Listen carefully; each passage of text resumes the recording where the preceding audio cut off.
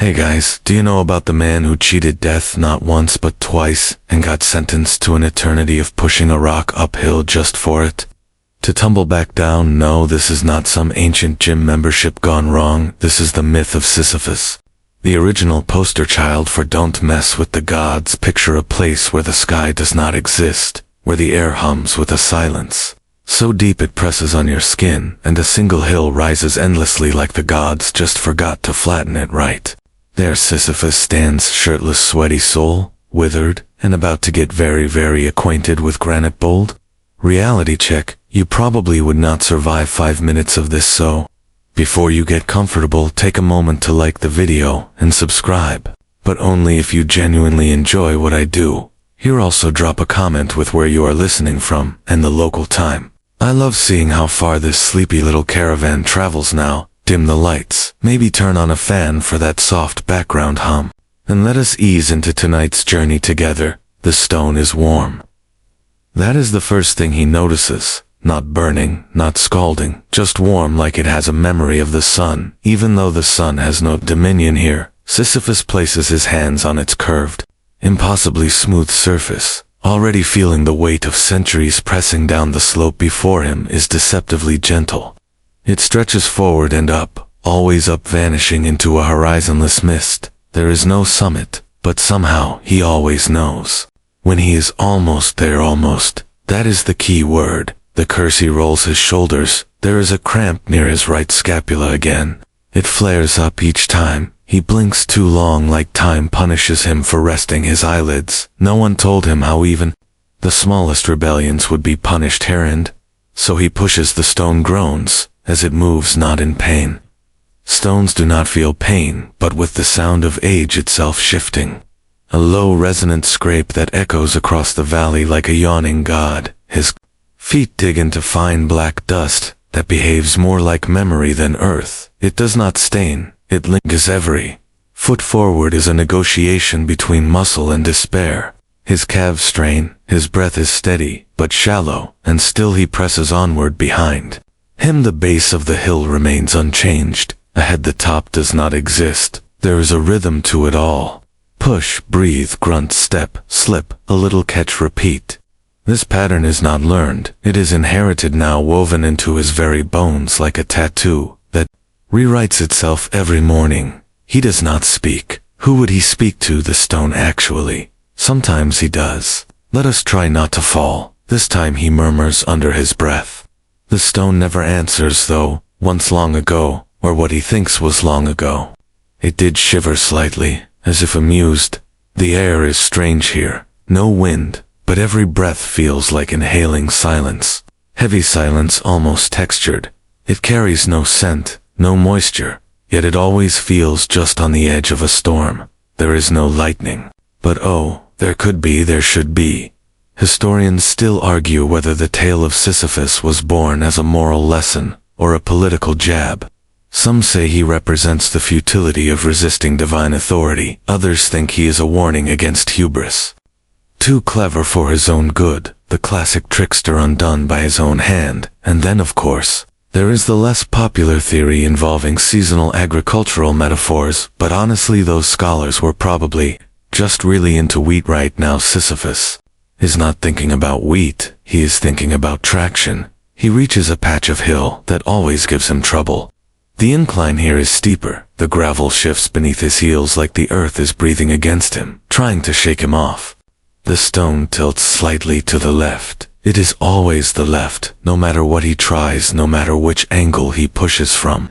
It is as if the hill itself nudges the stone with a cosmic smirk, whispering, "Let us see you try again, clever boy." And, oh clever he was. He once spoke to gods, and did not flinch. He brokered deals with sea monsters and kings. He tricked Thanatos' literal death with polished chains and a flattering lie. Sisyphus was no fool, but this was the price. He pauses, hands on knees, chest heaving in long, deep gasps. The stone remains upright for now, balanced like a dare. Somewhere in the timeless distance, a sound echoes faintly.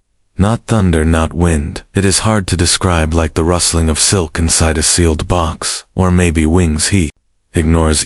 Plants his foot forward, and pushes again. There is no sun overhead yet. Shadows fall, subtle things, movements that do not belong to him or the stone. It is easy to imagine someone watching or remembering. He can never be sure. Maybe the gods still peek through the cracks, chuckling softly over ambrosia. Or maybe they have long forgotten him, leaving the punishment to run like an abandoned machine, pointless, mindless, eternal. Some philosophers, centuries later, would say this was the cruelest part of his fate, not the exertion, not the pain, but the meaninglessness of it all, to strive without hope, to labor without purpose. Even Camus, sipping espresso in a smoky French cafe, would claim that imagining Sisyphus happy was the only way to bear it. But they were not here, were they? They did not feel the stone slip from his palms again, because that is what happens. It always happens just as the summit, the almost summit, appears to shimmer into view, just as his shoulders lock into the final angle and his breath catches in triumph. The stone trembles, not violently. It begins to rotate almost imperceptibly, like a bored coin on its edge. He always tries. His palms press flat, his heels dig in, his body leans so far forward that his face nearly brushes the granite. But the hill exhales just once, and the stone tips back. He stumbles it, rolls the boulder, gathers speed immediately, as if gravity has been lying in wait, sharpening its knives. It rushes past him, brushing his hip. He does not flinch, he does not chase.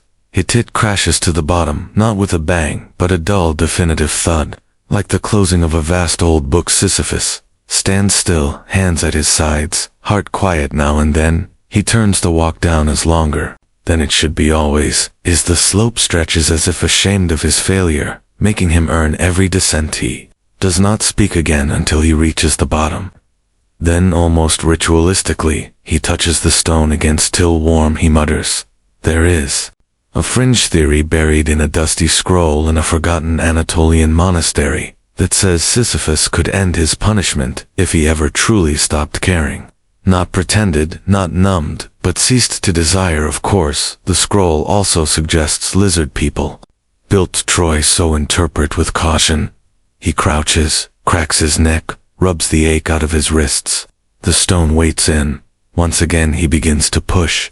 He was once a king, not just any king, either, but one whose throne sat beside the Aegean, with wine flowing like rivers and walls of stone, so perfectly cut they seemed to hum with pride. Corinth, his city, his jewel, his problem. Sisyphus did not inherit greatness, he manufactured it. Peace. By manipulated peace, he made trade routes dance like puppets, pulled strings behind wars that never bore his name, and whispered lies so precisely that they became truth the next day. No one out-negotiated Sisyphus, because no one ever saw the game board until he had already won. He was not cruel exactly, at least, not in the usual way. He did not scorch fields or slaughter children. He left the sword to lesser men. His weapons were charm, wit, and the delicious uncertainty of a half-smile. His enemies feared him not for his armies, but for what he might be planning next, and worse, what he already had at royal banquets. He laughed easily, shared figs with his rivals, toasted his own cleverness with barely disguised glee, and yet somehow, no one ever left those halls entirely sure whether they had been praised or played. He loved riddles, especially the ones he wrote himself. There is one recorded fragment from a guest of his court, a Phoenician sailor, who claimed that Sisyphus once made him solve a logic puzzle before allowing him to dock. Scholars debate if this was real or if the sailor just had something to hide, but the image of a king turning diplomacy into a game night has survived somehow. Still, despite all his brilliance, his downfall came not from arrogance but from curiosity. You see, Sisyphus had a habit of peering where he should not.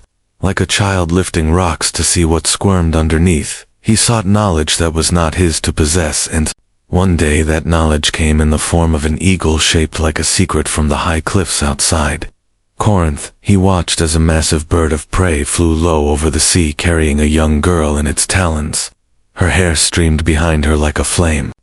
He knew the myths, of course, knew who that bird truly was, and what it meant when Zeus took a personal interest in mortal affairs. But Sisyphus did not simply witness it. He marched down to the father of the girl and whispered what he had seen, what he knew, what he could offer in exchange for something small like a fresh spring to feed his city, a trade of silence for water. That was all. It worked. The spring flowed, the people rejoiced, and the king smiled with dry hands and wet pride. But gods do not forget even small betrayals, especially those that involve their bedroom. Zeus marked him from that moment. His name went down on a list etched in cloud and thunder somewhere. In the folds of Olympus next to it, a single word to be remembered later: punish. And yet Sisyphus kept winning. He cheated death once when Thanatos came knocking. He greeted the god with hospitality, and then tricked him, chained him in his guest room, and watched as death stopped functioning across Greece. For a while wars turned awkward. Brawls ended in confused shrugs. Sacrifices hung limp in the temples. With no response, it took Ares, god of war himself, to intervene, dragging Thanatos out in chains of his own, looking more embarrassed than angry. And still Sisyphus laughed. They executed him finally, or tried to, but he had one more joke. He instructed his wife not to bury him, not properly. Instead, she tossed his body into the public square, unwashed, unclothed, unceremonious, a scandal of the highest order. Sisyphus in the underworld used this as leverage, claimed he had not received the rites of passage to a king, and thus should return to the upper world to fix the oversights. Persephone, reluctant, and probably already tired of bureaucracy, let him go, and so he lived again for a time, long enough to smile in the sun, to sip a final cup of wine, to smell horses and dust and lilies. One last breath of the world before the thunder came for real, because now the gods were done with him. His crimes were not of blood, but of intellect, and that made them worse to Zeus, who preferred his enemies loud and sword-shaped. This sly king with soft hands and a sharp tongue had made the heavens look foolish, and that simply would not dawn. So came the punishment. 10. Eternal task, simple in shape, brutal in spirit. Push the rock up the hill, watch it fall. Repeat. But why a rock? Some ask. Why not flames or chains or some monstrous creature to devour him daily? There are theories, of course. One says the rock represents his ambition, heavy and round and destined to roll. One says it was meant to be meaningless, to drain him without engaging him. A third theory, far more interesting, claims that the rock is not just a symbol but a sentient echo, a piece of divine judgment wrapped in stone and silence. Some even say it is a former titan, petrified and punished, repurposed for this chore. The gods did love recycling their enemies, after all. But Sisyphus did not ask. He did not argue. When he awoke in that gray place beneath the world, he found the rock waiting for him, already perched at the base of a hill that stretched up into mist, with no trees, no stars, no moon, just incline and dust. He knew what it meant. He knew it was for him. He placed his hands upon it and began. There were no speeches, no trials, no robed gods pointing fingers. Just the stone and the slope, and the understanding that this was it. Now, first, he treated it like a puzzle, testing angles, experimenting with grips, trying to find some flaw in the pattern, a loophole, a weakness in the incline. He failed. Then he tried endurance, working longer, faster, pushing without pause, hoping to complete the task before the gods noticed, maybe, hoping they would grow bored and let him go. Did not. Eventually he settled into rhythm, not submission, but something like it, a tempo, a flow. The same way a violinist might lose themselves in endless scales. Not because they enjoy them, but because something in the repetition becomes its own kind of music. This was his melody, and it played on the hill, never changed, yet it changed constantly. Slopes shifted subtly, footing altered in ways that defied geometry, and each new day, if one could call them days, brought a different flavor of strugglesome. Days the wind would rise, not to cool him, but to throw dust in his eyes, invisible sandpaper for the sun. Other times there would be whispers just behind his shoulder, not language, just the idea of words, like someone mouthing your name from inside. A dream. He learned to ignore it all, or at least to survive it. But in his mind always, the echo of his former life, of sunlit walls, and gold rings, and clever lies, of wives and rivals, and wine and secrets, of Corinth once, when the rock slipped early. He caught himself whispering the name of his city under his breath like a prayer or a curse. Corinth, was it still there? Did anyone remember him? Probably Noth had been scrubbed from the world, washed from memory like chalk from a wet slate. The only ones who remembered were the ones who made him this way, and they were done remembering now. Still his hands remember the shape of a goblet, his feet the feel of marble floors, his ears the laugh of a woman he cannot name but knows he loved. One's memory is a second punishment. The rock rolls again. Of course it always does. This time he does not watch it fall, just listens as it thuds into the dust below and turns. There was a time when even death had to knock politely. Sisyphus answered the door in a robe of deep red linen, casually holding a goblet as if Thanatos was just another dinner guest, which in a way he was, except most guests do not carry iron manacles or smell faintly of grave soil, they said. Death had no face, only shadow, but Sisyphus looked into that hood and smiled anyway with the kind of confidence that only comes from having thought 20 steps ahead. He had been expecting him not just today, but months ago, and had laid out plans so intricate even the fates might have taken notes. Death stepped into the palace. His sandals left no footprints. Sisyphus offered wine. Death declined. There was a bronze chain on the table between them. It gleamed too brightly for something untouched, and when Death tilted its head toward it, Sisyphus laughed lightly, as if embarrassed by a child's trick. "You do not need that now, do you?" he asked, just a touch of mockery, sugar-coated like honey over poison. Death said nothing. The trap was simple, genius in its simplicity. Sisyphus asked to demonstrate how the chain worked, how it could hold even a god, and without waiting for permission fastened it around the wrists of Death himself, clicking it shut with a flourish and a grin. And suddenly, nothing died across the mortal realm.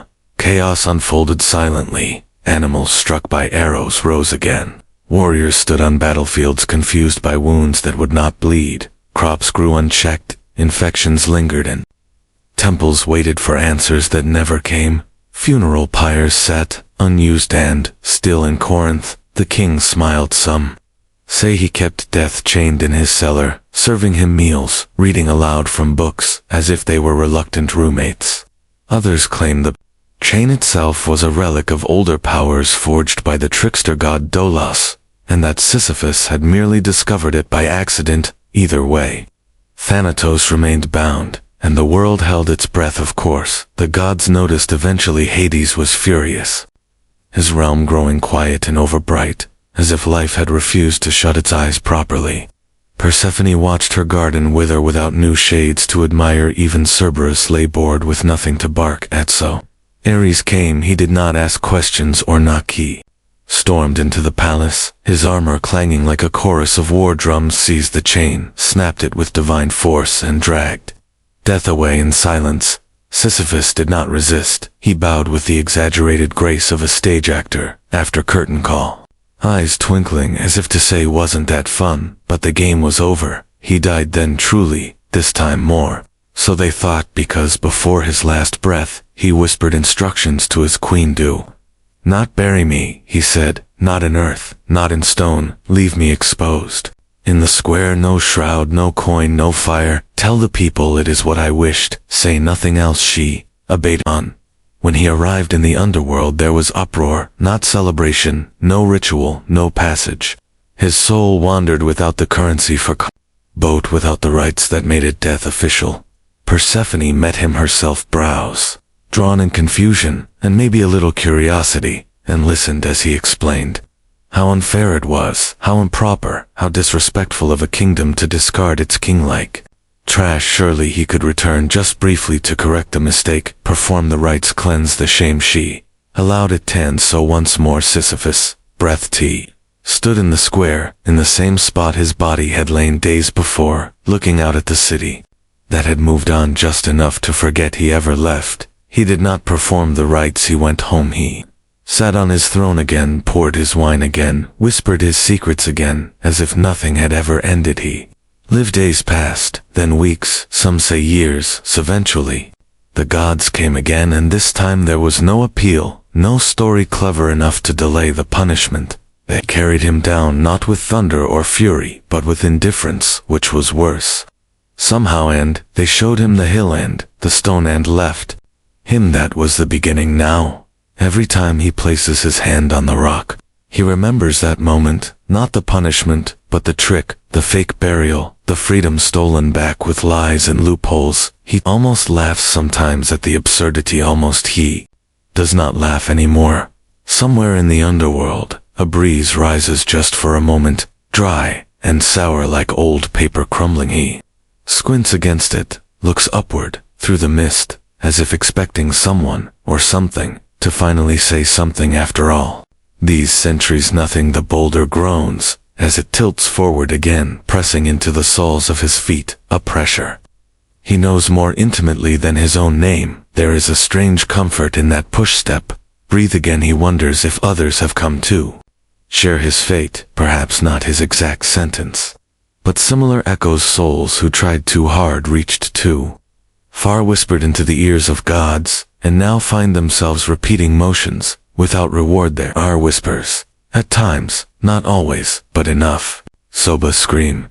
May giggle once that chilled his spine more than any agony. He does not see them, but he feels the presence of others, like shadows behind curtains, always still when he turns. Maybe they too are pushing stones. Maybe they are being eaten by birds, or grasping at unreachable water, or just watching endlessly. Watching. Sisyphus does not pity them. He envies them. His task has edges. Its futility has a shape and a rhythm. Theirs may be more formless, more cruel. In its abstraction, there is a fringe belief among some ancient theologians now long dust, that each punishment in the underworld is not just tailored to the crime, but also to the mind of the punished, like a psychological mirror reflecting not who they were, but who they could have been. If that is true, then the gods did not just damn Sisyphus, they understood him, and that is far more terrifying. He was not damned because he was evil or violent or even arrogant. He was damned because he was curious and clever and too in love with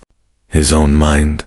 So they gave him a puzzle that cannot be solved, a task that taunts logic, a hill without a top and a rock with no bottom. And yet he pushes not because he hopes to win, but because he cannot not push. That is the worst part, not the weight, not the fall, but the absence of choice, the illusion of it. The hill slopes upward again, familiar and endless. The air is colder now, or perhaps he only imagines it, because he remembers cold and wants to feel something new. The stone shifts beneath his palms, like a living thing, sometimes warm, sometimes unyielding, never the same texture. Twice he could describe it in 1,000 words, but none of them would be accurate. None of them would hold like a memory told secondhand by someone who never met you. He slips slightly, regains balance, his breath sharpens like a knife against his ribs. The top is close, always close, never reland. Then, as expected, as ritual, the rock slides. It pivots with a grace he has come to loathe, like a dancer repeating the same step over and over, always perfectly timed. It rolls down and he follows, not slowly, not angrily, just deliberately. He will reach the bottom. He will push again, because that is what he does, that is what he is. At the bottom the stone waits. It never bounces when it lands. It simply stops, as if it knows exactly where to rest, as if the hill itself tells it where to pause and exhale, a kind of mechanical mercy that no longer surprises him. Sisyphus stands still for a moment, his feet firm in the ash-like soil, his chest rising slowly, a breath held longer than needed, not for strength, not for control, but for delay. A sliver of defiance against the inevitable reset. He could wait 1,000 heartbeats if he wanted. No voice would shout at him, no god would appear to strike his back, no clock would tick impatiently. But the stone is patient, and patience wins every time. He approaches places, his hands in the same spots, curved fingers molded to curves in granite that feels suspiciously like grip handles, as if the rock wants this to push again. There are no stars in the sky above, no clouds, no ceiling, only a thick haze that feels closer than it should, like the whole realm is encased in a snow globe, forgotten on a god's shelf. The incline begins subtly, barely perceptible, until his calves tighten and the weight settles into his spine, a reminder written in muscle that yes, this is real, yes, this still matters. He used to count the steps each time, back when he believed in progress, or at least in consistency. But the numbers always changed. 47 one day, then 83 the next. Once it was 13 though. He suspects that was the time.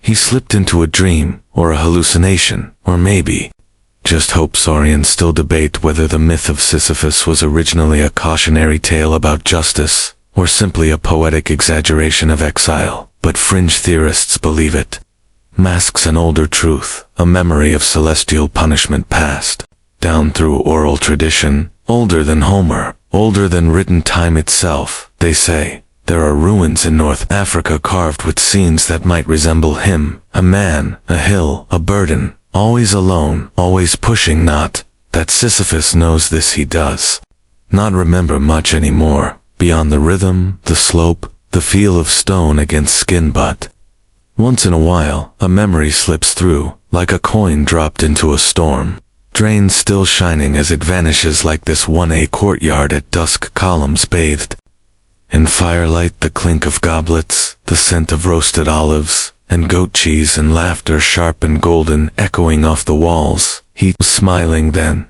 a real smile, not one crafted for effect, but wide and reckless and human. He cannot remember what was said, but he knows the woman beside him touched his wrist gently, and he did not pull away. That night existed, he is sure of it. Then the memory fades, and he stumbles briefly, the stone nearly turning in his grasp, a reminder that even thought is a risk up here. Focus.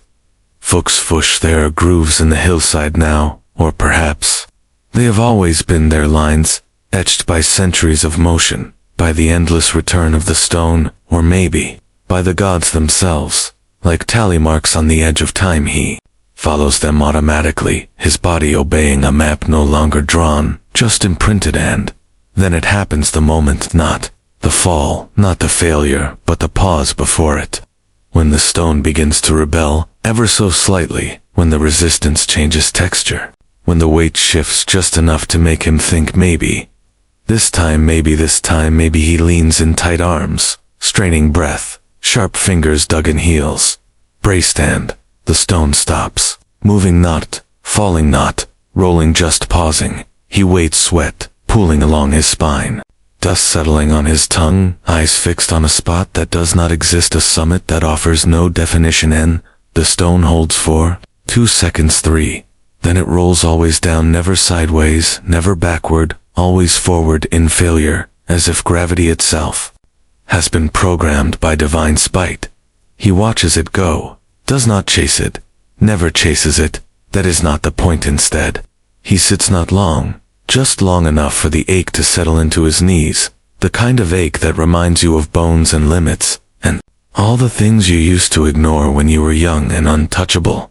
He draws a line in the dirt beside him, not a straight one, more like a swirl, absent-minded, a gesture more than a message. It will be gone by the time he reaches the bottom. Everything is always gone by the time he reaches the bottom. There is a theory, whispered among dead philosophers, that perhaps Sisyphus is not being punished at all, but preserved, kept in motion to protect the world from something larger, as if the hill were a seal and the stone a key constantly turned to keep the lock from opening. A guardian without glory. He would not hate that. He begins the descent, walking slowly, arms loose, head tilted just enough to feel the shift in the air, though there is no wind, only the illusion of movement, the breath of absence.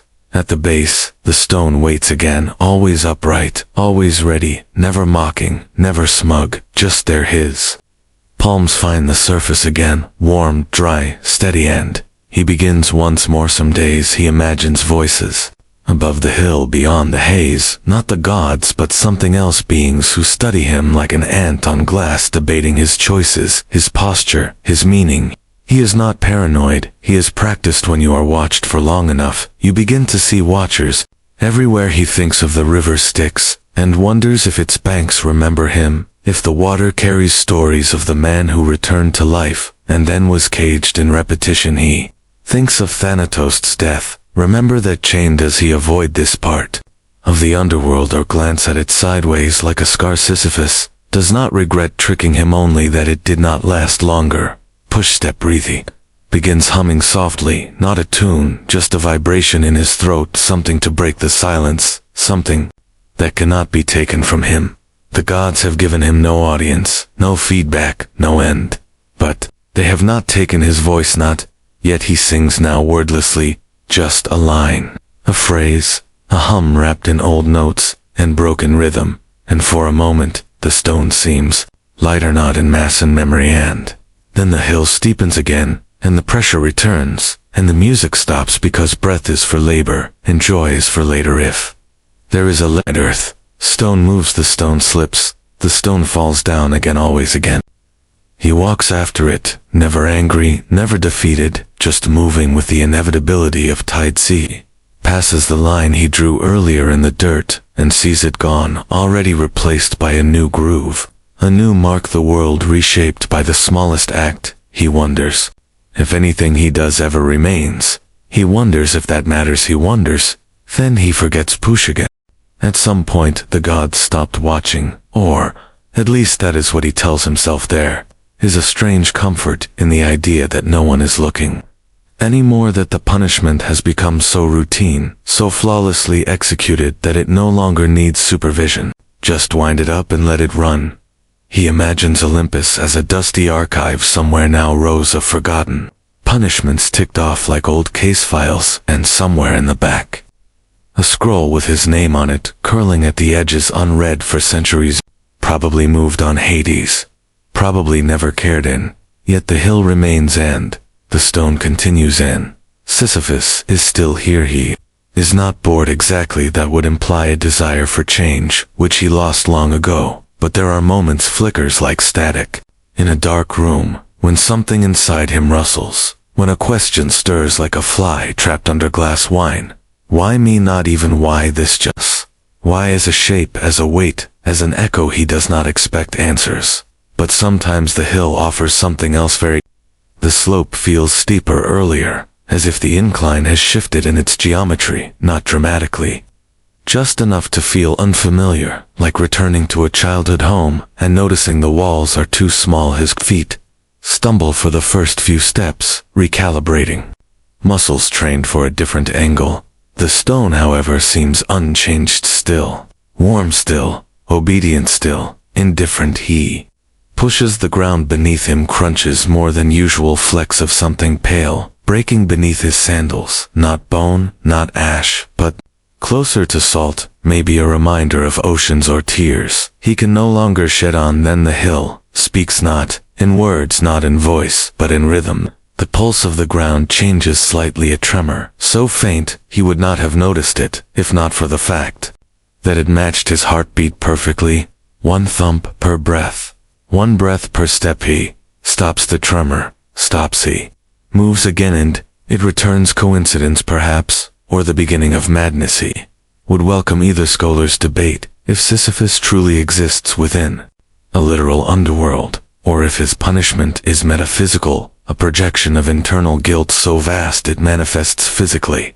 The answer might be both, or neither, or something stranger. The tremor grows not violently, just insistently, like a cat kneading into his spine, a presence, not yet hostile, but certainly not friendly. And then he hears a voice behind him. He freezes instantly.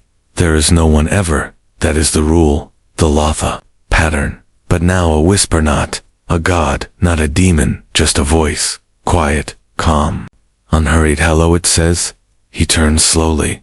There is a woman standing halfway up the hill, not where he began, not where he is, just somewhere in the in-between. She is barefoot, she is clean, she is not supposed to be here. He stares, she smiles. You have been at this a while, she says. He does not answer. She does not press. Instead, she walks toward him slowly, lightly, not even disturbing the dust, and stops, just out of reach of the stone. She does not help, she does not hinder. She watches her. You curious? She asks. He opens his mouth, but nothing comes out. His voice is still his, but it feels fragile, as if unused for too long, like a blade left in dampness. He tries again. Who are you? Woman tilts her head. No one important. He narrows his eyes. There is no such thing. Here she laughs gently, not mockingly, just tired. Fair enough, she crouches, then places a hand on the ground, and closes her eyes. It is almost over, she says, and then she vanishes. Not disappears, not turns to light, just vanishes, like a daydream when someone calls your name. The hill is silent again, he waits nothing.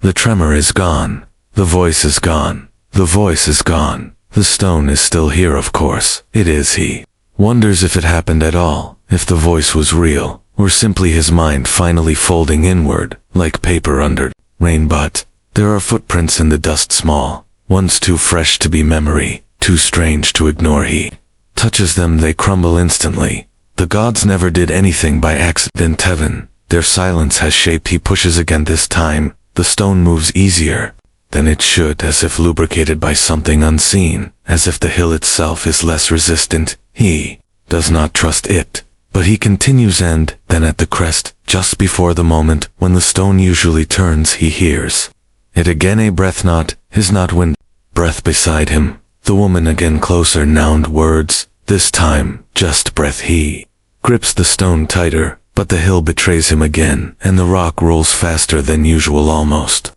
violently, almost angry. He watches it go. The breath is gone. He turns. The hill is empty, only the stone at the base again, waiting like always, loyal and cruel and necessary. He walks down slower than usual, every step measured, every glance scanning the mist for movement, but nothing returns. At the base he crouches, touches the rock. Not to push, not yet, just to feel it. Hums faintly. Or maybe that is just his blood again. He cannot be sure anymore, though. Philosophers believed punishment without purpose was the most effective form of control break. The body and the spirit survive. The purpose and the soul dissolves. Perhaps that is what this is. But the footprints, they remain. He begins again. Push. He hums again without thinking, not the same tune as before. This one older, more broken, less melody, more vibration. It calms him until the hill shakes again, just slightly enough to unsteady his balance. He braces. The stone holds for now. He pushes on. Somewhere behind him, a voice says, "You do not belong here." Soft satined gun. He does not turn this time. He does not answer. He just pushes. The dust today is heavier, not just thicker, but heavier. Each step sinks deeper than it should, and clings longer than usual, as if the ground wants to hold him just a moment longer before letting go. The stone seems heavier too, or maybe his arms are weaker, or maybe everything is tilting forward by one unbearable degree. He does not remember resting, he does not remember sleeping, but he feels tired now, deeper than the bones, somewhere in the slow churn of thought, like a wave that has forgotten how to crash. The slope stretches ahead, unchanged as always, but something feels different. A wrong note in a familiar song, an extra beat in a pattern you thought you knew by heart. He looks up, not expecting anything, not hoping, just checking, and for the first time he sees shapes in the haze, not figures, not faces, just outlines, things half carved into the mist, as if someone tried to draw them with wet charcoal and then changed their mind. He blinks. They remained. He blinks again. Still there. He does not stop pushing, but his pace falters, just slightly, just enough.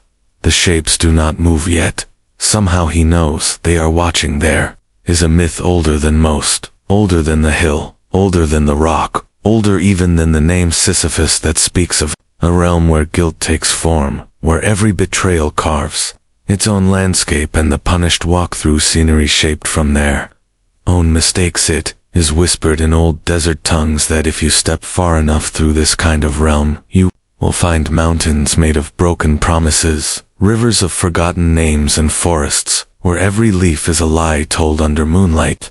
Death is true then, perhaps. This hill is not a punishment, perhaps. It is a monument. He reaches the first rise, the place where the slope always starts to resist more sharply, and he stops, not because he has to, but because the air thickens. Something is different. The mist parts just slightly, and he sees something new. A statue, no, not a statue, a person, frozen, not moving, not breathing, eyes open, but empty. Sisyphus narrows his gaze. Is a man naked except for a crown of twisted branches sunk to his knees, arms extended forward as if he is still pleading with someone who left long ago.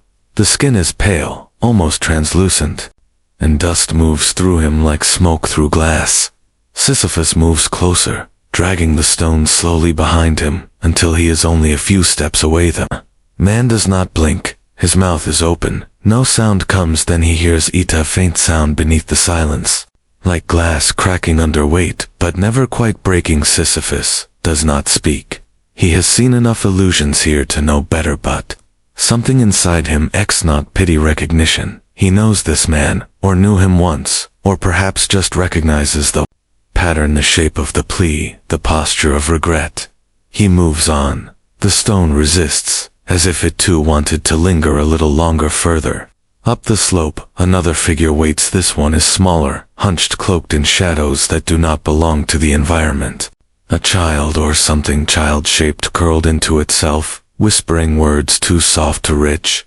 He does not stop this time. The path continues, and with every turn more figures appear, some weeping, some screaming, some laughing, all frozen, all watching. He knows. Is his landscape his memory? These are not others. These are reflections, not of people he wronged directly perhaps, but of things left undone, truths, untold words, swallowed instead of spoken, and every one of them etched into the geography like monuments. In a museum no one visits, he pushes harder. The stone groans more, now not in protest, but in something that sounds like Soratha. Hill shifts again this time. He feels it underfoot, the incline pulsing gently like breath through buried lungs. It is alive in the way animals are not, in the way gods are, but alive in the way forests remember footsteps and rivers remember names. He thinks of Corinth again, the city with clean water and crooked merchants and statues of lions whose eyes always seem to follow you. He misses it less, nor perhaps he has just accepted that it no longer misses him. There is a sound behind him, not a voice this time, but music, faint strings, maybe, or the idea of strings. He does not turn. The stone nears the crest, and just before the inevitable slide, just before the betrayal of gravity, something happens. The hill goes silent, silent, even his heartbeat seems to pause, and in that silence he hears a name, his own, not shouted, not shouted, not whispered, just said, plain, clear, real. He turns. No one is there, but the mist is shaped like someone who might have been. The stone rolls, crashes faster this time, kicks up dust that stings his eyes, and for the first time in a long time, he stumbles, going down, not hard, but enough. He catches himself on one knee, hand pressed into the ground, where it sinks too deep and comes back up. Red, not blood, not paint, memory. The ground here is made of moments, and sometimes they leak. At the base he finds the stone again where it always is, but this time it looks different in size and surfacing.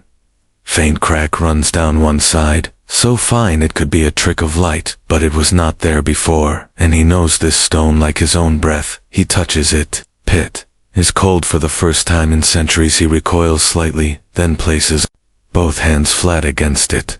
The crack remains, and suddenly he feels it. Not hope, not fear, curiosity, that dangerous trait, the one that got him here in the first place. He could examine it, could search for more cracks, he could tap it for hollow sounds or pry into its center, but instead he pushes because the hill is still here, and so is he. Hand that has not changed, not yet, but maybe.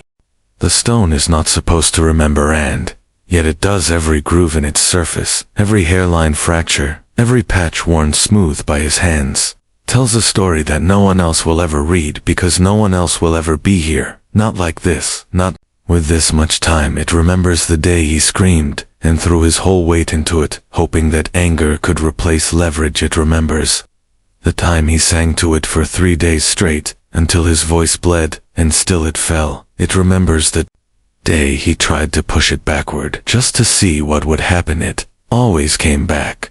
But now the crack, that single line running down the side, like the edge of a secret. Not deep, not wide, but undeniable. It was not there before. He is certain of it, and he knows this stone more intimately than his own reflection. If he could even remember what that looked like, he presses his palm to the line, not to fix it, not to break it, just to feel, and the surface beneath His hand feels different, colder again. Smoother, as if the crack splits something internal, something important. He could ask what it means, but there is no one to answer. He could ponder whether it is the result of effort or erosion, of punishment or passage, but even scholars debate whether the stone is symbolic or real, whether it was given to him, or chosen by him, or conjured from his guilt fringe. Theorists have gone further, suggesting the rock is not just punishment, but memory, a literal manifestation of his past congealed into weight, something that must be carried, because it cannot be undone. If so, then perhaps the crack is not failure. Perhaps it is forgiveness. He does not say this aloud, not because he is afraid, but because saying things aloud makes them heavier. He begins to push hand. This time the stone moves differently, not easier exactly, but with a kind of rhythm, as if it knows the way, as if the path is memorized, not just by him, but by the rock itself. It leans into the hill, it follows his pressure, it almost collaborate.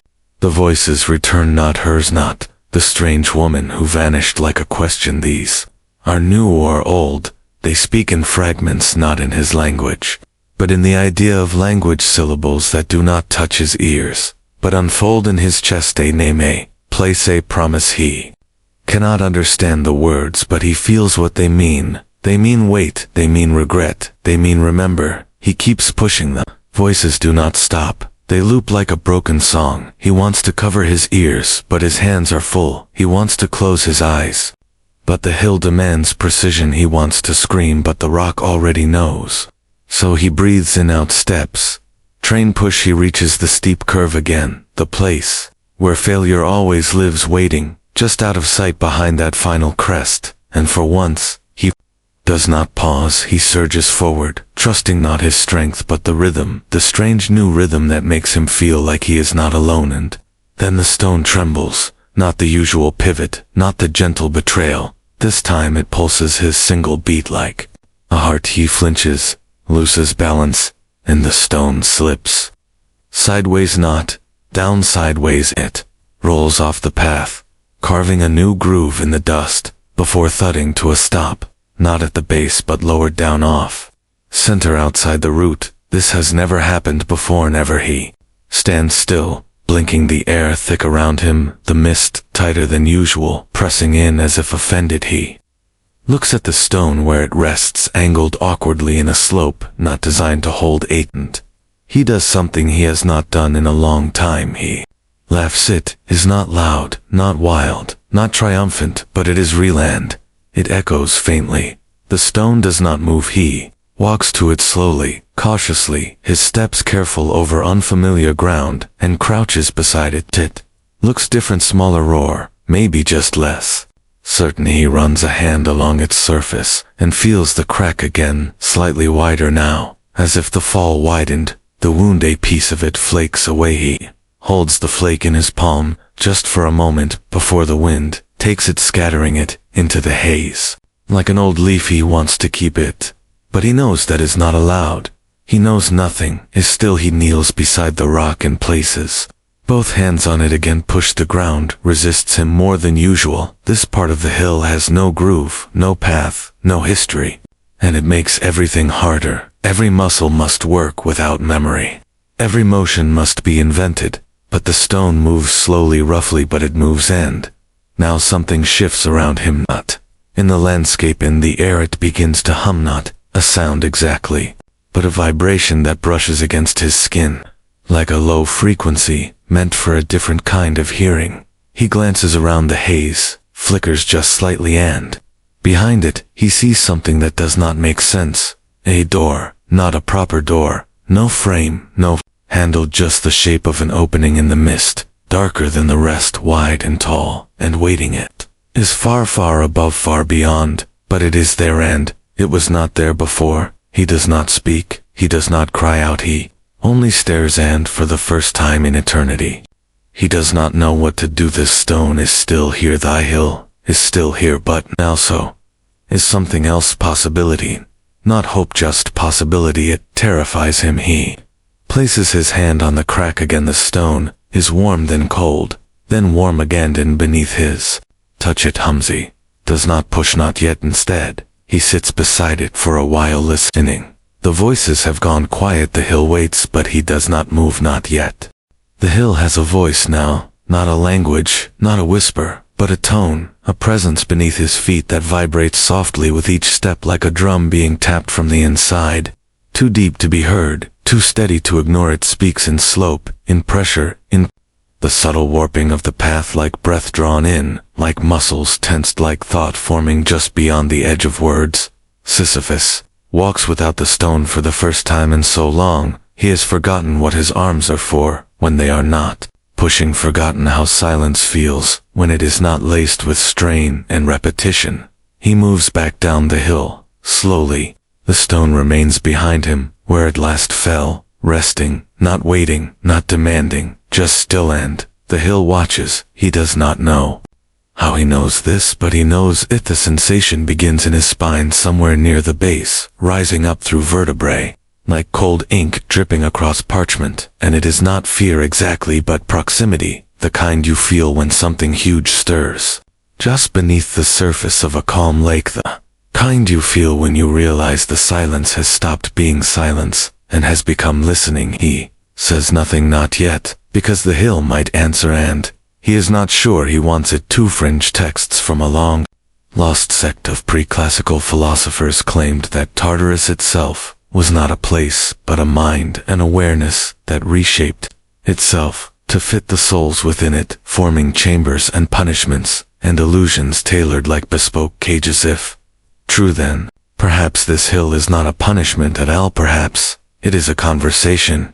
He stops halfway down the slope where the ground levels, briefly a shallow terrace that feels like a pause button, like a breath held in someone else's lungs. He waits, and the hill speaks again. This time it takes shape. The ground shifts slightly underfoot, not violently, not with force, but with intensity. Groove deepens beside him, not natural, not carved by the rock, but traced by something older, something deliberate. He crouches, places his hand against the groove. It is warm, then cold, then humming. He listens, and the voice is his, not in sounding shape. The groove is a sentence, a phrase, a memory given form, the kind of message written not in words but in pattern. He does not understand it, not fully, but he recognizes its rhythm. It is the same one he has lived. Push, strain, stumble, fall, repeat, etched into the soil like a forgotten prayer. He traces it with his fingers, slowly, gently, and with each stroke the hum deepens, as if the hill is exhaling or agreeing or just responding, like an animal, not quite tame but no longer wild. He speaks then for the first time in what feels like centuries. I hear you, no echo, no answer, but the ground shifts again, and a second groove appears in the first day, crossroad day, choice. He stands, backs away, and watches as the grooves spread, branching slightly into each other, into the hill, forming a strange web of lines and shapes that make no sense, and all the sense in the world. They are a map, not of geography, of thought. He knows this instinctively, the way you know a dream is a dream only after waking up, or a song is familiar even before the first note plays. The map is not meant to be followed, it is meant to be remembered, and he does not with mind, with motion. He begins walking again, not down, not up, but sideways across the hill, tracing the grooves with his steps, letting his feet remember what his hands cannot. And the hill responds. The mist around him curls tighter, more focused, narrowing into corridors that vanish as soon as he leaves them, like a maze that builds and deconstructs itself with each breath. He walks and walks until he reaches something new, a flat ledge carved into the hill, too sharp to be natural, too clean to be coincidence, and at its center, a mirror. He stares. It is not glass, it is water, still unmoving, impossibly dark, reflecting nothing, until he kneels and sees himself not as he is, as he was, the king, the man, the mouth that outwitted gods, the hands that wrote lies so beautifully they sounded like hymns. He touches the surface, it ripples and shows him Moria, child day, city, a crown engraved in nothing. He stands, and the mirror fades. The hill shakes briefly as if shrugging off the memory, and the path reforms, leading upward again, not where he came from, somewhere else. He follows, and the stone is there at the top, waiting, but not like before. Now it is splitting and cracked. Deeper he approaches, slowly, eyes narrowed, hands clenched, ready for the weight, but when he touches it is lighter than. He remembers not hollow, just tired, like something that no longer wants to be carried or no longer needs to be. He crouches beside it, runs a hand along the surface, and for a moment, he feels it breathes just once. Then stillness. He does not push, not yet. Instead, he whispers, "What do you want, hand?" The hill replies, not in sounding memory. The mist clears briefly, and he sees them again, the frozen figures from before, the pleading man, the hunched child, the weeping faces, but this time they move not fast, not sudden, just slightly breathing. Again watching, again alive, again, and one of them speaks not with a voice, with an action. She kneels, places a stone at her feet, and leaves. The gesture is clear. You do not have to carry it to choose. Too, he looks at the stone beside him, still cracked, still waiting, and he wonders if he leaves it, what happens if he walks away? What changes? He stands, turns, takes one step, then stops, not in fear and thought, because the hill is not punishing him anymore. It is asking, and for the first time he does not know the answer. They arrive without sound, no warning, no footsteps, no fanfare, just a soft shift in the air, like a page turning in a book. You forgot you were reading, and suddenly, the hill is not empty. The stone still rests beside him, cracked, waiting, maybe watching. And Sisyphus does not move yet. He senses movement everywhere around him, not wind, not mist, but presence. Figures emerge not from the horizon, not from behind rocks or clouds, but from the hill itself, rising from the dust, as if they were always there, simply waiting to be noticed. They are not all human. Some have familiar shapes, to legs, to arms, faces etched with weariness, or wisdom, or something between, but others are stranger, taller, thinner eyes, glowing from where no eyes should be, shapes that shimmer and shudder like unfinished thoughts, like dreams caught mid-sentence. They do not speak, they gather reach. One finds a place near the hill, some seated, some standing, some floating, and Sisyphus watches, unsure whether to greet them, challenge them, or simply observe. He remains beside the stone, hands at his side's chest. Still, one of the figures closest to him steps forward. She looks young or old, or ageless, with eyes that carry whole storms in their quiet, and when she tilts her head, Sisyphus feels the shift of ancient weight behind the gesture. "You lasted longer than most," she says. Her voice is not a sound, it is a temperature. Heat swallows but says nothing. She nods slowly and gestures around her. "We all tried once." He looks at the crowd and, for a moment, sees what she means. Shid's figure is marked by something familiar, a bruise in the shape of a crown, a blister across both hands, a limp that matches the rhythm of uphill struggle. They have all carried something: stones, hills, fires, thirst. He sees a man whose liver pulses faintly beneath transparent skin, a woman who holds an empty jug that never tips, a youth whose back is still lined with feathers that twitch when he breathes. They are myths, forgotten stories, punishments folded inside punishments. And somehow they found their way here, to this slope. To him, Sisyphus wonders, how did they escape? Were they released, or did they just stop trying? The woman speaks again. "We are not here to watch. We are here to remember." He frowns. "Remember what?" Her eyes soften. "That you are not the only one." He glances down at his stone. The crack has widened again, only slightly, but enough. Another figure steps forward, this one flickering at the edges, as if memory struggles to hold him together. He speaks slowly, each word a drag against gravity. "Tried to steal fire, I gave it freely. I thought I could bear the price. But the eagle never tires." He places a single feather on the ground before Sisyphus and steps back. Gift or a warning? Sisyphus kneels beside it. The feather is too bright, too light. It should not exist in this colorless place, and yet it doesn't.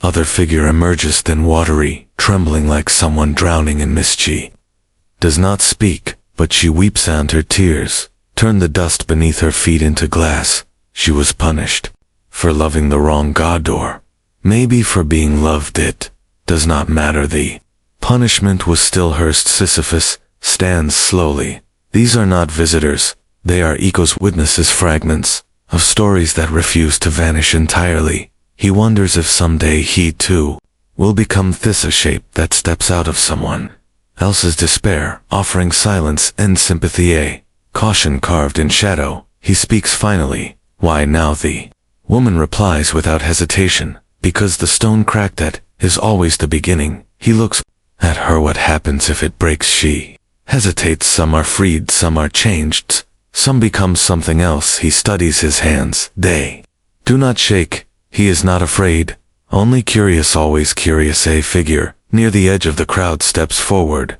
now tall, armor scorched and melted into his skin. A soldier, perhaps. His voice is blunt. They want to know if you will keep pushing, if you still believe in the top of the hill, if you still think there is a summit. Sisyphus says nothing because he is not sure, and that uncertainty tastes like freedom. One final figure comes forward. He carries no mark, no wound, only a scroll in his hand and eyes too tired for judgment. He unrolls the scroll slowly and places it on the ground. Words write themselves across it in light. Sisyphus reads not aloud, just enough. It is his story, all of it, from the city to the chains, to the lie, to the hill. A full accounting, and at the bottom a space blank and finished waiting. He looks up. What is this? The scroll keeper shrugs. You decide how it ends. The wind picks up, then soft and sudden the mist parts just slightly, and for a moment he sees the hill from above, not just slope and stone but shape, design. It forms a spiral, not a trap, a labyrinth, and at the center a light, not bright, not holy, but warm and real. Then the mist returns. The figures fade back into the dust, back into the story, leaving only the feather, the glass, the scroll, and the crack. Sisyphus looks at the stone. It waits. He places one hand on the surface. It does not move, but it hums again. He does not push, not yet. He simply breathes and listens. The hill has stopped, pretending. It no longer hides its edges behind mist, no longer disguises its patterns with randomness. Now it reveals itself in folds and layers, like a book, half-open pages fluttering in a wind that does not blow. Sisyphus stands at the base, not out of failure this time, but by choice. The stone beside him cracked, warm and humming, like something alive or something waking up. He does not touch it, not yet. The scroll lies on the ground, still open, where the words wrote themselves the day before, or maybe the century before. Time here does not operate. It loops, it stretches, it skips, like a scratched record playing memory. Instead of music, the final line remains blank. He stares at it, not to fill it, just to feel the weight of a story that is not finished. Above him the hill stretches, not just upward, but outward, its spiral path now visible, faint lines curving like fingerprints carved by repetition, marked by resistance. It is not a prison, not anymore. It is a map hand. He is not the only one who has walked it. The echoes are quieter today. No visitors, no figures stepping from the fog, just silence, the kind that listens, the kind that expects something. So he walks not with the stone alone. He follows the spiral path upward, his feet tracing grooves he never noticed before, lines made not by his stone, but by other burdens long vanished or long transformed. He finds a mark etched into the dust, not a symbol, not a word, just a curl, like a question turned sideways, and something inside him recognizes it not as meaning but as memory. He steps over it, continues. Another mark appears, a handprint larger than his, pressed deep into the earth and hardened by time or by will. Whoever left it wanted to hold on to something he does not touch. It further along, a broken chain lies coiled around a blackened tree root, the metal rusted, the links delicate like dried vines. He kneels beside it, lifts it. The chain falls apart in his hands without resistance, like something that was never real. He lets it go, dissolves. He stands, continues. The spiral narrows, the slope becomes sharper, and the sky, if you can call it, that pulses slightly, a faint shimmer like heat waves across a painted ceilings. Sisyphus breathes. He does not rush. There is no summit, here only center. He reaches a bend in the path, where the ground flattens just briefly, and finds a bench, an actual bench, stone carved smooth, with the shape of a seated body still barely visible. In its worn surface he sits, the hill does not protest, he waits, no wind, no movement, then a voice familiar, low, clever, his own you. No, this is not punishment anymore. He looks around but sees no one still. The voice continues, you could walk away, you could leave the stone, you could even break, if there is no guard, no jailer, no judgment. Left you are free. He does not answer because the voice is not asking it, is offering. He closes his eyes and remembers the palace, the laughter, the chain, the lie, the breath before the phalanx, the push hallways, the push. He opens his eyes and sees the center, a hollow in the ground, maybe 20 steps away, perfectly round, perfectly still, filled with a kind of darkness that glows. It is not a hole, it is not a trap, it is a choice. He walks toward it, not quickly, not cautiously, just honestly. The darkness does not threaten, it invites. When he stands at the edge, he sees no bottom, no reflection, only potential, only the absence of repetition, only something else. And the hill speaks again, not in words, an invitation. You may leave, you may fall, you may begin. He steps back, not out of fear, out of understanding, because he sees now, this is not the end, this is the center, and he is the axis. He walks back down the spiral path, every step a reversal, every turn unwinding 1,000 cycles of push and fall. At the base, the stone waits, cracked still but humming louder now, almost eager. He places his hands on it. It is lighter than ever. He pushes, not to suffer, not to defy, just to see on. The stone moves upward. His lead, a hill, flattens just slightly, just enough. The mist above parts and light, not sun, not divine, just clean spills. Down here reaches the spot where it usually slips, and this time it holds. He steps back, releases the stone. It does not fall, it stays balanced, quiet, whole. Despite the crack, he sits beside it and waits, and for once nothing happens. No wind, no slide, no fall, only stillness, only breath, only the soft low hum of a hill that has learned to listen. He smiles because he understands. Now the myth was never about the punishment, it was about the pattern and what happens when you see it and then choose. There is no applause, no choir, no shattering sky, no divine hand descending in praise or protest. Just Sisyphus seated beside the stone, and the stone still perched on the hill, not sliding, not groaning, not doing anything it is not supposed to do, except this time it does not fall. He sits, not in awe, not in disbelief, simply in awareness, the kind that comes not from sudden revelation but from repetition, cracked open slowly over time, like a shell wearing thin, until what is inside finally peeks through. The stone hums softer now, more like a purr than a pulse, as if content to rest, as if it too is tired of pretending this all still matters, in the same way it used to. Sisyphus stretches his legs, the ground beneath him feels warmer today, not just from motion but from meaning, or maybe memory. It is hard to tell where one ends and the other begins anymore. He looks up at the path ahead, the slope that used to feel endless now just feels long, manageable, familiar. The top does not call to him, nor does the bottom. He has stopped needing either. For a while he simply exists, breathing in the silence, feeling the hill's presence like a sleeping animal, its weight and warmth surrounding him, but no longer smothering. Then he moves, not upward, not downward, to the side, a few steps at first, then a few more, each footfall pressing new grooves into soil that never forgets, and for the first time in longer than he can measure he walks in a direction the hill has not given him. This is not escape, this is not rebellion, this is curiosity. Nadl does not resist. He walks without the stone, not abandoning it, not freeing himself from it, just letting it be, letting it stay behind, like a friend who has nothing more to say, but does not need to. Lever on the curve of the slope, he finds something new, a second path, narrower, a rougher, twisting sideways, into a ravine that had never existed before, or perhaps had always been hidden from view, just out of reach, just behind the rhythm of push and fall. He follows, and the air changes. It becomes colder, not painfully, just enough to notice, enough to suggest transition, not punishment. He smells something, smoke, not fire not burning, but the distant memory of warmth, like a hearth long extinguished but still present in the stones around Itand.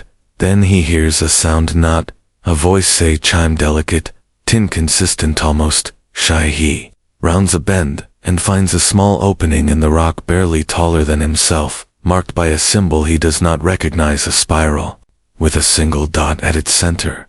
He touches it, feels like nothing, but he remembers it anyway. He steps inside. The tunnel narrows, the ceiling presses down. The walls sweat with condensation that was never there on the open hill, and the chime echoes closer now, like it is being carried by his movement. Alone he emerges into a chamber not large, not decorated, just present. At its center stands a pedestal, and on it, a stone not his. This one is smooth and cracked smaller, and he understands without instruction. Without words, this is someone else's Samin, who never returned. Someone whose cycle ended, or broke, or faded away. He does not touch it. Instead, he kneels not in reverence, in recognition. There is a name carved beneath the pedestal. It is unreadable, not weathered, not erased, just unreadable, like a word written in the wrong alphabet, for the eyes trying to see. Ive stays for a while in the quiet, then he stands and leaves us. He exits the chamber. He notices a second tunnel branching off the first, this one steeper, leading downward into deeper silence. He almost follows it, but not yet. Instead, he returns to the slope, and the stone is gone. He freezes, looks around. It is not below, not off to the side. It is simply not there. He breathes, waits, listens. Nothing. He should panic, should feel relief, should feel something, but all he feels is possibility. He climbs the slope again, steps light, almost playful, the hill responding to each with the same quiet patience it always had, now tinged with something like curiosity of its own. At the crest, he finds the scroll again, still open, still glowing faintly. The blank line remains, but the quill beside it is new. He picks it up, not to write, just to hold, just to feel, and in that moment, the hill shifts beneath him only slightly, but enough to be felt, not in danger, an invitation. He kneels, places the quill down, and walks to the edge, not to escape, not to just to see, and there he finds another boulder cracked in the same way, but not his, smaller, lighter, waiting not for him, for someone else. He steps around. Itand continues. The repetition does not bind him anymore. It gives him options. He could take the stone bag in again, see what changes this time more. He could keep walking, explore the hill sideways, speak to the other echoes, learn how many spirals hide within this one. The punishment is no longer punishment, is practice. It is choice, is becoming, and somewhere in the back of his minda, new thought begins. What if the gods are not watching because they never were? What if the myth was not a message to the living, but to him from himself? Reminder, a question, a dare to keep trying, to keep changing, to keep pushing, even when the stone stays still, especially. Then he smiles and begins walking again, not up, not down, just forward. The hill never ends, not because it is infinite, but because it rewrites itself beneath his feet, reshaping the slope to match the step, reshaping the step to match the memory. Sisyphus walks slowly now, not with caution, not with fear, but with deliberate rhythm, the way one walks through an old house, half expecting it to speak. He is not alone. He has not been alone for a while. Even when no figures appear, even when no voices hum from the stone or the mist, he feels them, the others, the ones like him, the ones unlike him, all of them caught in their own loops, their own ecosy senses, a presence, near, beast off, not watching, just near, like someone sitting 2 seats away in a quiet theater. He doesn't turn, he speaks instead. You can come closer. Silence. Then, I have nothing to give. Youth voice is small, hesitant, cracked at the edges, like it was never meant for words, but I think you do. He waits. She steps forward slowly, from behind a dip in the slope, feet bare, hair, long eyes too wide for her face. She is young and old, she is familiar and wrong, she is a mirror, but bent in the middle. I tried to stop it, she says, but it just resets. Sisyphus nods. It always doesn't, till it doesn't. Frowns. You mean the stone? He nods again. It cracked then it stayed, then it disappeared. Her breath catches in her throat like a note half sung and never finished. Do you think mine will? He looks at her hands. Empty. What is your burden? She doesn't answer with words. She raises her arms and turns slowly, revealing lines across her back. Not scars, not bruises, just lines soft and glowing. And when he looks closer, he sees they are names, hundreds, thousands, flickering, fading, some written in alphabets he's never seen there. People, she whispers. I was supposed to carry them, keep them safe, but I couldn't. All of them I dropped, some I forgot, some, and now I am here. Sisyphus nods slowly, not with pity, with understanding. You still carry them. She touches her back. They don't go away, they shouldn't. Says, but that doesn't mean they have to crush you. She sits beside him, legs crossed, eyes on the horizon, which is not a horizon, just a fade into foggy. Asks, have you tried walking without them? She shakes her head. They follow Evan. When they leave, he says nothing. Instead, he draws a line in the dust beside them. It curves slightly, almost a spiral. She watches, then draws one of her own. Hers loops tighter, more frantic. They watch the shape sand the hill, listens around them. The air thickens, then clears in. More figures appeared, as in some familiar, some new, each carrying something. One drags a net filled with glowing bones. Another carries a harp that plays itself constantly in reverse. A third floats slightly above the ground, trailing shadow that whispers in a language no one understands. They do not speak. They sit, forming a quiet circle around Sisyphus and the girl, and their spirals. He stands, looks at each of them, no longer asking why, now asking woe. Tall man speaks first, his voice low and rich like soil after rain. I built a tower so high I forgot why I started. When I fell for years, then I woke up. Here he holds a brick in his hand. It pulses softly. He sets it down. A woman follows him. My stole fruit, not because I was hungry, but because they said I shouldn't. Fruit grew back every night. The tree forgave me, but the gods didn't. Sets a seed beside the brick. Another speaks. I traded my voice for silence, but silence grew teeth. He pulls a torn book from beneath his cloak. It's missing its last page. He places it beside the others. The girl looks at Sisyphus. What is this? He answers without knowing. This is memory. This is inventory. This is grief becoming shape, hand shape becoming gift. She nods, takes the line. She drew and smooths it out with her palm. You don't want to forget them. She says you won't. Says, but you don't have to carry them all at once. She nods again, then writes one name in the dust. Just one, and steps away. Stays behind, glowing, fading stains. Sisyphus turns to the others. They nod silently. Some fade back into mist, some leave objects behind, some simply circle dissolves slowly until only Sisyphus and the girl remains. She says, you helped them? He shrugs. They helped mesh. Reaches into the dust and lifts a small stone. It hums like his. Did she? Holds it not like a burden, like a promise. Then walks away, not up, not down, just forward. Sisyphus watches her disappear into the curve of the hill, and then he sits again alone, but not still. The mist breathes on from deep below. Hears something, a chorus of stones humming in unison, not loud, not sharp, just steady, a tone of continuity, hymn of endlessness. But this time it sounds like invitation, not sentence. He smiles and begins tracing spirals again.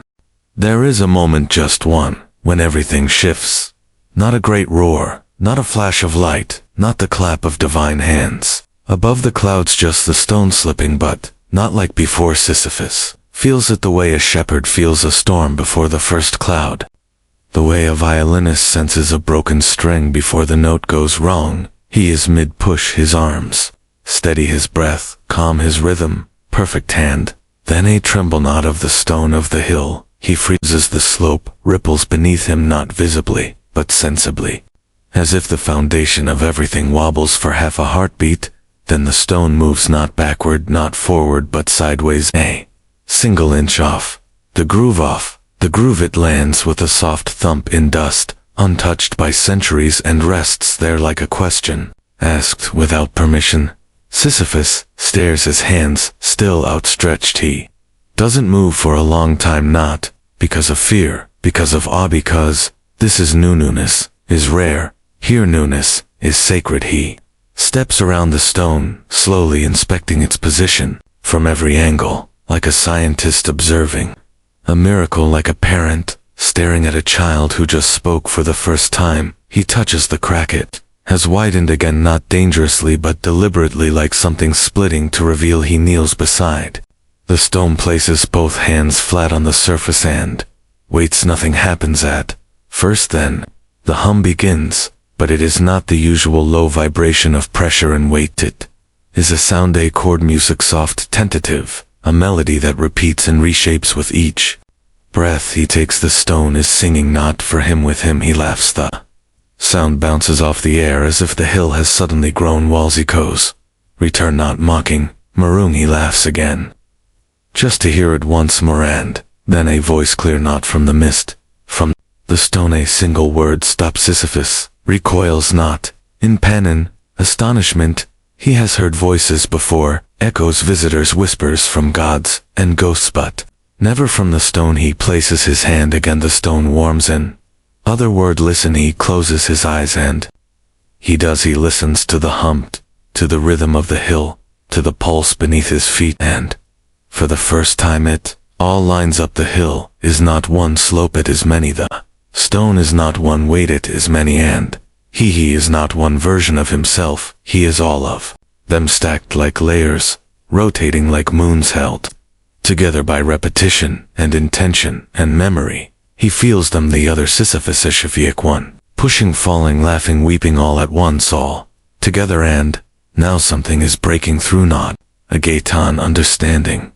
He lets go of the stone and it does not roll. It rests, it breathes. He stands. The hill darkens briefly, not with shadow, but with thought. He walks down slowly, steps careful, as if the hill might ask him to explain himself, but it doesn't. It simply listens. At the base the mist is thicker, but he walks through it anyway, and it parts, revealing a room, a round room carved from silence and time, with no ceiling, no walls, just awareness in the center. A table, on the table a mirrors, all round, unbroken. He approaches, looks down and sees not his face, but the hill, not as it is, as it was and will be. The hill spirals outward with stones like constellations, each marked by a name not carved but spoken by the wind. He watches them move, some still push, some have stopped, some stand still, with hands on the stone, not sure what to do next. Some have vanished entirely. He touches the mirror and feels them all, their hopes, their defeats, their tiny rebellions. He whispers, I see you, and the mirror ripples and shows something else. A path, one he hasn't walked. It leads through the hill, not over it, not around it, through it. Turns from the mirror and the door is there, simple wooden marked. He walks to it, opens it, nothing is behind it, not darkness, not light, just openness. He steps through and finds himself at the base of the hill again. Same dust, same slope, same stone, but different. He walks to the stone, places his hand on the crack. It sings again, not a melody, a harmony, and I hears them, all the others, the ones who left names in the dirt, ones who planted seeds in silence, the ones who broke their rhythm long enough to breathe. He joins the song, not loudly, just enough, and pushes the stone, not as duty, as offering, and the hill receives it, not as enemy, as witness. And somewhere in the spiral of the world another stone slips, another crack widens, and a figure stops mid-step, wonders what if this time it does not fall. The hill breathes with him now, not in the way lungs do, but in the way oceans shift quietly against the shore. A long patient inhale, followed by the soft surrender of the tide. Sisyphus pushes the stone, and the stone no longer resists, not completely. It moves with the rhythm of his body, like a dance not quite learned, but no longer forced. Each step is easier, each strain less sharp, and still the stone hums. The crack has widened just enough for light to shine through, not blinding, not divine, just soft like dawn before the sun decides what kind of day it wants to be.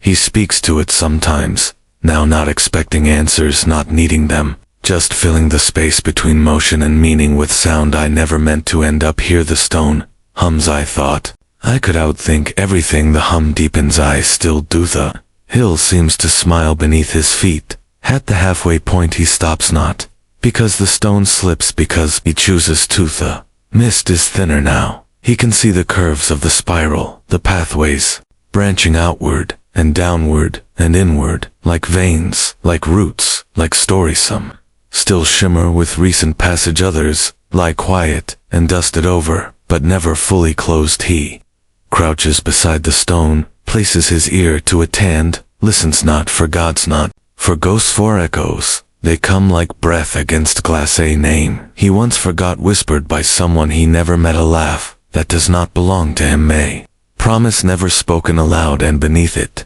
Allah question, do you want to keep going? He lifts his head at the stone, then past Ito.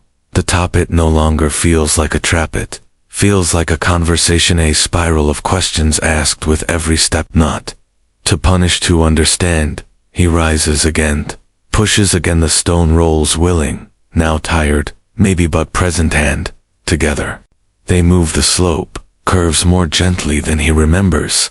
Zor, maybe he is stronger, or maybe the path has changed to meet him. Fringe scholars once debated whether the punishment of Sisyphus was physical or philosophical, whether the endless task was designed to break the body, or the idea of purpose itself. Some said the gods made a mistake, that eternity with awareness breeds evolution, that repetition refines rather than reduces, that even a soul caught in a loop can learn to turn. He feels that truth now, not as clarity as warmth. The stone reaches the crest. He slows. This is usually the moment, the betrayal, the fall, the thud, the return. But this time he steps aside and lets go, and the stone does not move. It waits balanced at the peak, breathing with him. He sits beside it, not to rest, to witness, and the hill offers something new, silence, without tension, stillness, without threat, a blank page in a book he's been rewriting for lifetimes. Below him, the paths spiral outward. He sees figures walking now, some with stones, some with songs, some just walking, not upward, not downward, just moving.